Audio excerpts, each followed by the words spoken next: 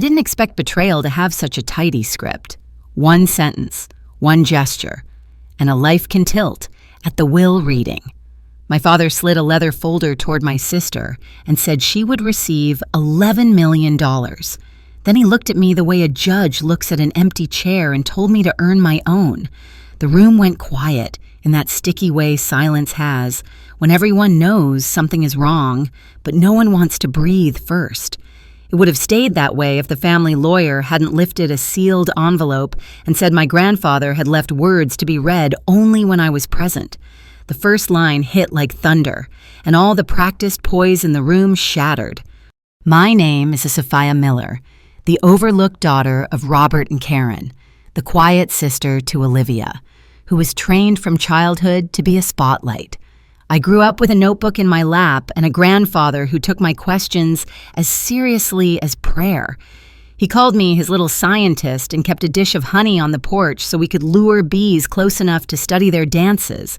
When I left for college, I thought distance would make everything simpler, that I could earn belonging the way you earn a degree.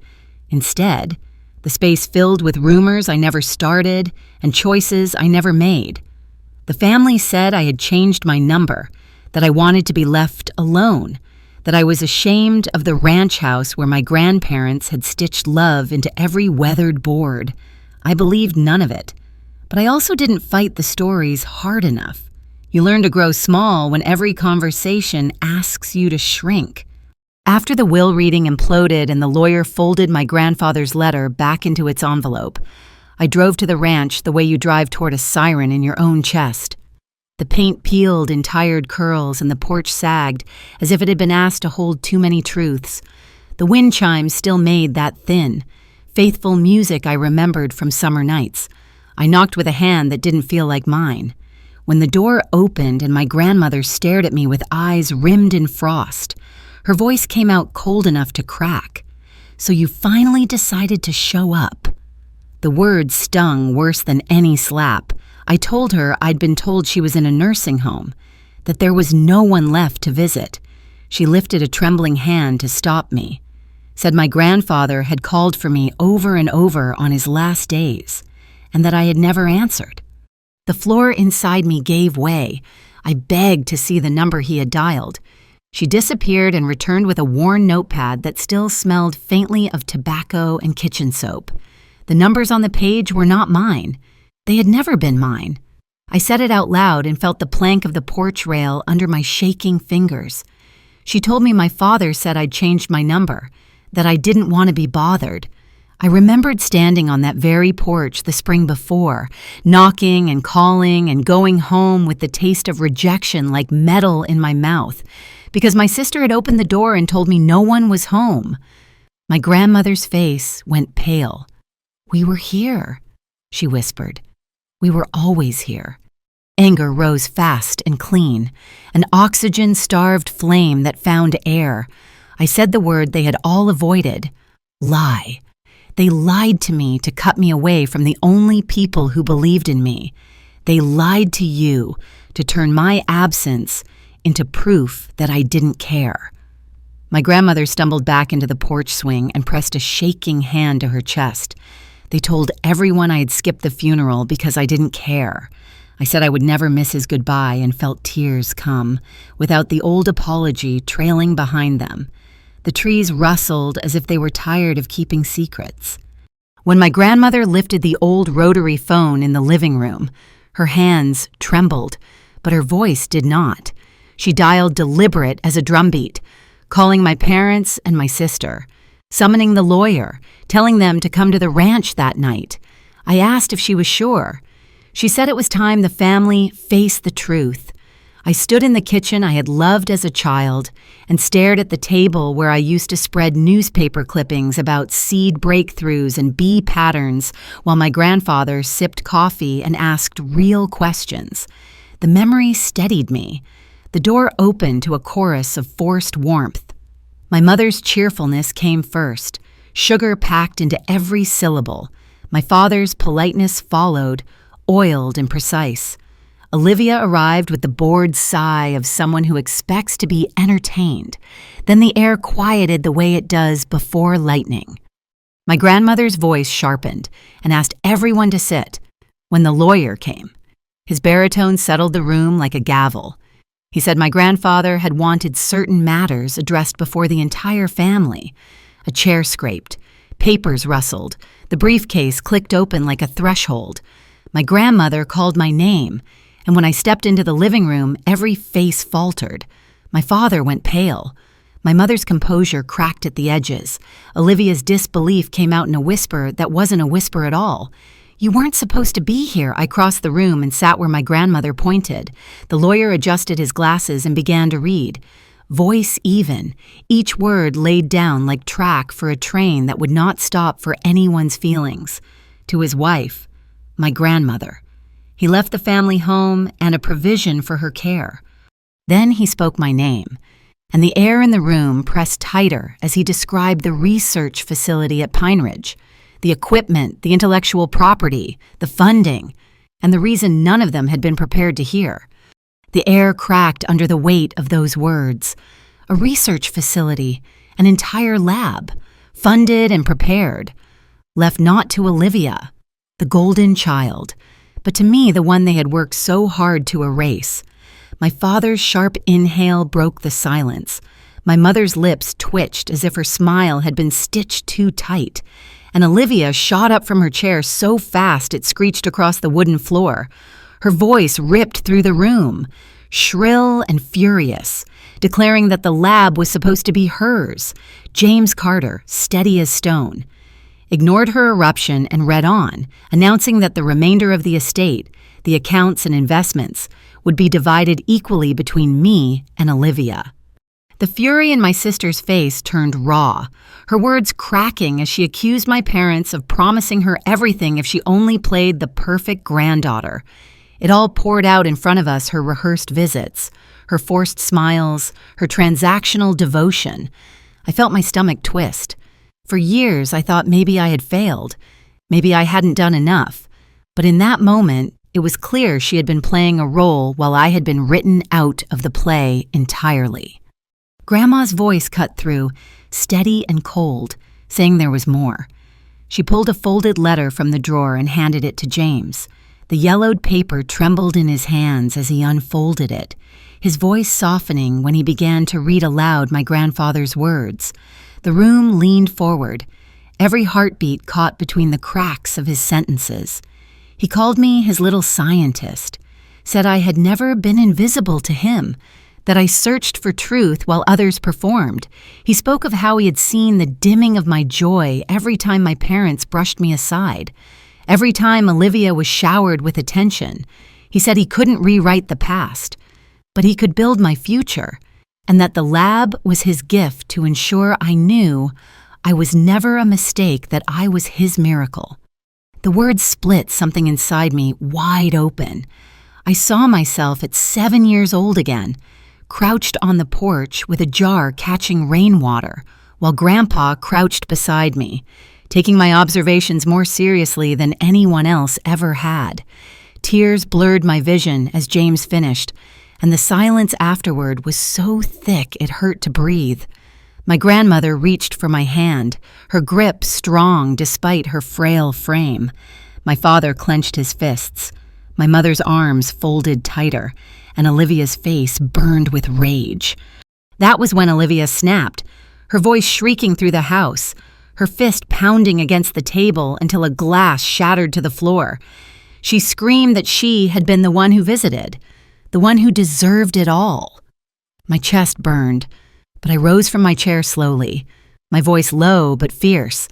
I told her she was never the perfect granddaughter, she was the actress. And I knew the truth. I reminded her of the day she stood on the porch and told me no one was home when I came to visit, the day she cut me off from the only man who had ever believed in me. Her denial faltered, but she tried to throw venom back at me, insisting I was lying. I laughed bitterly, telling her it was never hers to begin with. My mother's voice cracked like a whip, demanding I stop lecturing Olivia. She said I didn't understand the sacrifices my sister had made. Sacrifices. I barked out a hollow laugh and asked if she meant pretending to care, smiling on command. I told her to try growing up invisible in her own home, to try knowing that love had been traded for performance. My father tried to speak reason, telling me I had already been given enough, that my education, the camps, the travel, all had cost them dearly. My voice shook as I shot back the truth. None of it had been them. It had been Grandpa and Grandma. Every check, every dime. They had tolerated me only because Henry had believed in me. The room was vibrating with tension now. My parents' carefully built facades were breaking, Olivia seething like a cornered animal. My mother finally snapped, her words sharp and trembling. She told me if I wanted to honor my grandfather's memory, I would sign over my share to Olivia, because Olivia needed it more. The knife cut clean, but I didn't flinch. I straightened my shoulders and told her I would not sign over anything, that it was not about money, it was about truth. Grandpa trusted me, and I would not let his legacy be twisted into another transaction. Olivia's laugh cracked in half. She spat venom, saying I thought I was better than everyone, that no one wanted me around, that I didn't belong, for the first time. I didn't flinch. I whispered back that she was right. I didn't belong in a family that traded love for greed. The silence that followed was unbearable. Olivia's chest heaved. My father's eyes burned like an enemy across a battlefield. My mother's lips trembled, but her gaze seared with resentment. And then my grandmother rose from her chair, her frail hands gripping the armrest as her voice thundered. She looked straight at Robert and Karen and said they had lied to Henry while he was dying, poisoned his heart, stolen me from his last days.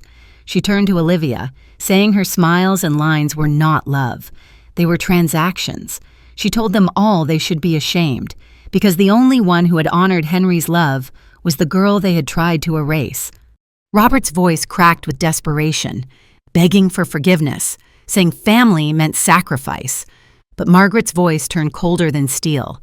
She told him they had erased themselves when they betrayed Henry, when they betrayed me. She ordered them to leave, all of them. Olivia stormed out first, her heels clattering like gunshots. Karen followed, her mask slipping into pure fury, hissing threats over her shoulder. Robert lingered with narrowed eyes, whispering that it wasn't over. I met his glare with a steadiness I didn't know I possessed and told him it already was. Then the door slammed.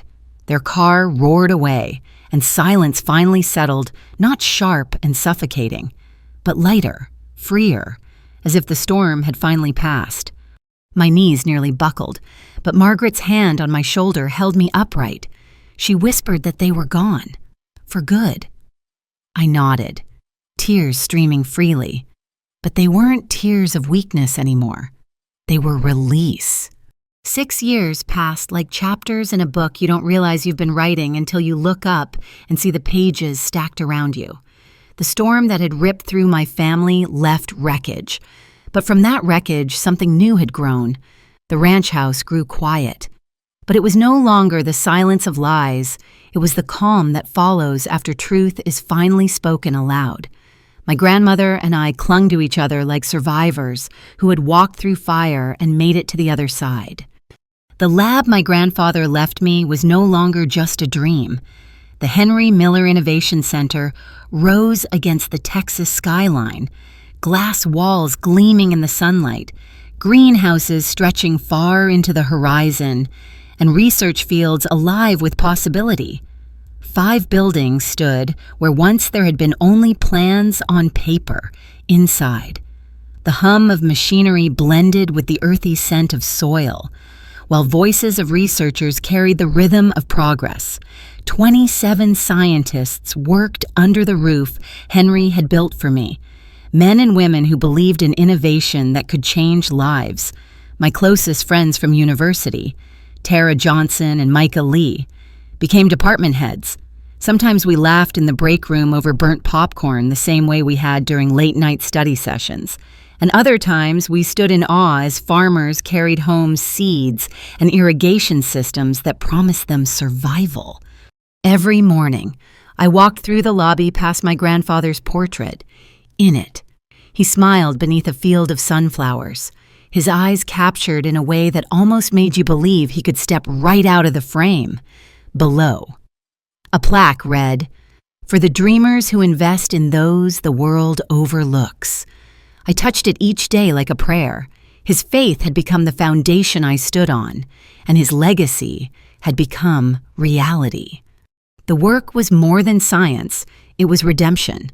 We launched the Little Scientist Initiative, a summer camp for rural children who reminded me too much of myself, shy kids who scribbled questions in the margins of notebooks because no one around them had time to answer.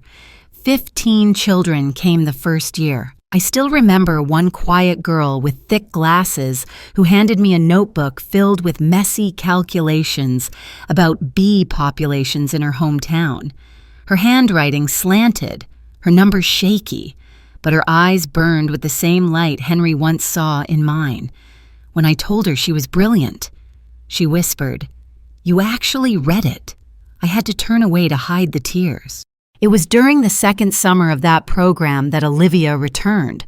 I never expected to see her again, but one afternoon she walked into the lobby, stripped of the diamonds and arrogance she once wore like armor. Her hair was pulled back simply, her clothes plain. She stood before Grandpa's portrait, her voice soft. She said she didn't expect forgiveness, only that she wanted to see what he had built for me, what I had built with it. For a long moment, I couldn't breathe. Memories of her lies pressed down like heavy stone, the way she had stood on the porch and told me no one was home, the way she had laughed when I was erased from my grandfather's final days, the venom she spat at me during the will reading. It all came rushing back. But so did his words. She played the part they gave her. I gave her the tour. She walked through the labs in silence, asked questions she never would have cared about before, and paused at the community garden where local families harvested their own food.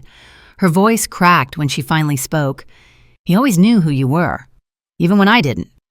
We didn't reconcile with hugs or tears. The wounds ran too deep. But something shifted. Twice a year, Olivia returned to volunteer at the camp. She taught the children how to present their ideas clearly, how to speak with confidence, skills she had honed during her years of performance. It wasn't forgiveness, but it was a bridge, fragile but real. As for my parents, they vanished into a parallel world. Last I heard, they moved to Florida. My father retired early from his firm.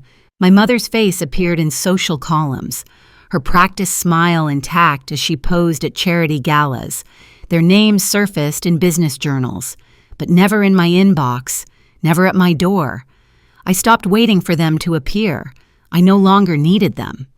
My true family became the one I chose, the scientists and dreamers who worked beside me, the children who filled their notebooks with curiosity, and my grandmother, Margaret, who moved into a small apartment attached to my home. Each morning I brought her coffee, and she teased me that I brewed it too strong, the way Grandpa used to like it. Her body slowed with age, but her eyes remained sharp, carrying the same fire that had silenced an entire family years ago. It was a late autumn evening when she called me into her room. She was 87, her frame frail, but her spirit steady. She pulled a small velvet pouch from her cardigan pocket and placed it in my hands. Inside lay a silver pocket watch, its surface worn smooth from decades of use. The initials HM were faintly engraved on the back. When I opened it, I froze. Tucked inside the lid was a photograph of me at my first science fair, beaming beside my project on honeybee communication. Across the photo, in Henry's familiar handwriting, were the words, "My little scientist will change the world someday."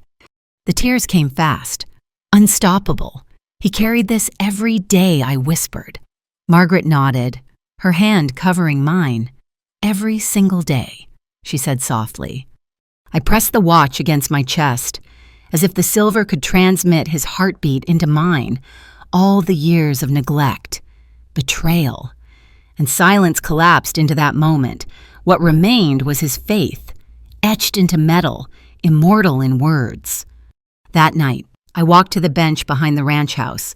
The field stretched dark and endless under the stars.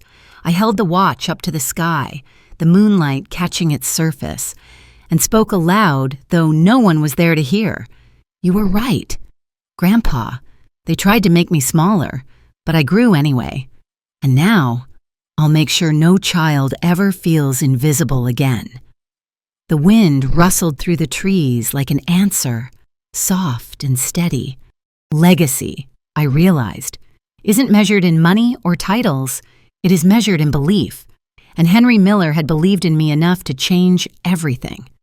If this story touched you, please like, share, and subscribe. And tell us in the comments whose belief has changed your life.